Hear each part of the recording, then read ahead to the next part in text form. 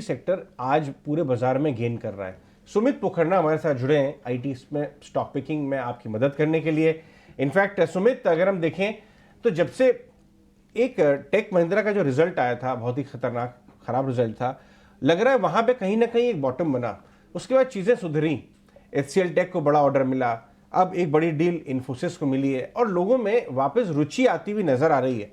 क्या इन वैल्यूएशन पे आपको लगता है सारी नेगेटिवनेस फैक्टर इन हो गई है और इस भाव से लेने चाहिए स्टॉक्स आईटी में, और आपके कौन से टॉप पिक्स होंगे? हमें लगता है कि काफी इम्प्रूवमेंट हुआ है उसके बाद में, और मेगा डील्स, लार्ज डील्स काफी फ्लो इन हुई है। उसके कारण मार्केट में एकदम से पॉजिटिविटी दिखी है, बिकॉज मार्केट ने काफी नेगेटिव प्राइस इन कर लिया था। और जैसे कि इन्फोसिस ने गाइडेंस कट करी थी, तो उसके बाद में लगा था कि आगे आउटलुक खराब लग रहा है। बट उसके बाद में इन्फोसिस ने जैसे थर्ड लार्ज और मेगा डील अनाउंस करी है, तो एक मोमेंटम दिख रहा है कि अ, चीजें इम्प्रूव होने वाली है, हो रही है धीरे धीरे करके। डेफिनेटली 100% क्लियरिटी नहीं है, बिकॉज अभी भी जैसे यूएस में बोला कि काफी बैंकिंग स्टॉक्स को रेटिंग कट करी जा सकती है।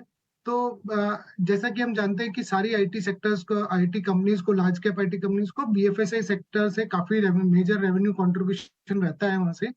सो हमारा कहने का मतलब है कि लार्ज कैप में डेफिनेटली जो नेगेटिविटी थी वो काफी हद तक प्राइस्ड इन है, और यहाँ से चीजें इंप्रूव होती हुई नजर आ रही है। जैसे कि इन्फोसिस ने अभी एक मेजर लिबर्टी ग्रुप के साथ में एक एग्रीमेंट साइन किया है, which is a very large mega deal, which is gives us कि 2025 में revenue will improve, earnings will improve significantly. FY24 में still so we may see some more pain, but FY25 looks better.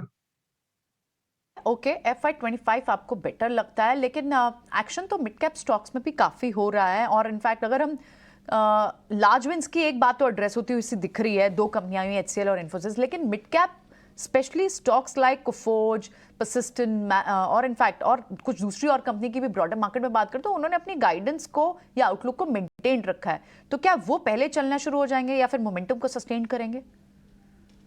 हमारा मानना है कि large cap companies जो है उनको काफी बेनिफिट मिल रहा है कॉस्ट टेकआउट डील से, वेंडर कंसोलिडेशन से। सो जो अभी तक मिड कैप ने जो आपको अच्छा मोमेंटम और ग्रोथ दिखाई है, वो पुराने डील्स के कारण उनको दिख रहा है।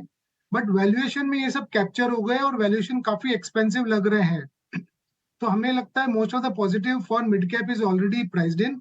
इससे अच्छा अगर किसी को सेफ प्ले करना है, मार्जिन ऑफ सेफ्टी देखते हुए खेलना है, तो लार्ज कैप पे फोकस किया जाए।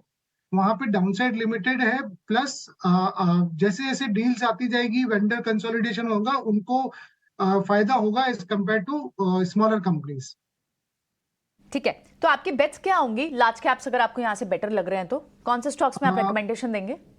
हाँ, हम काफी टाइम से इन्फोसिस और एचसीएल टेक पे काफी पुश कर रहे हैं। हमें लगता है कि as a long term investor किसी को अपना पोर्टफोलियो क्रिएट करना हो तो इन दो स्टॉक्स पे आप बेट लगा सकते हैं।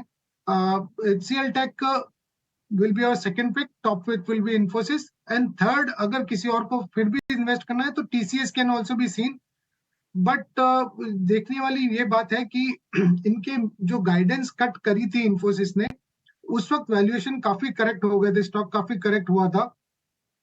अब यहाँ से जैसे जैसे 3 लार्ज मेगा डील्स अनाउंस कर चुके हैं वो लास्ट 2-3 महीने के अंदर अंदर, तो इससे रेवेन्यू विजिबिलिटी बहुत आ रही है। तो इससे इन्वेस्टर्स को कॉन्फिडेंस मिलेगा आगे जाके कि going forward earnings will improve, revenue will improve.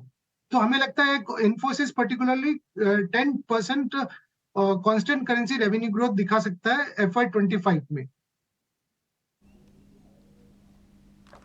Okay, और राइट, इन्फोसिस और एचसीएल टेक ये आपकी लार्ज कैप्स में टॉप रिकमेंडेशन होंगी। बहुत बहुत शुक्रिया आज समय देने के लिए और हमसे इन स्टॉक्स पर बात करने के लिए बहुत बहुत शुक्रिया। तो व्यू और स्टांस तो आईटी सेक्टर पर जो लगातार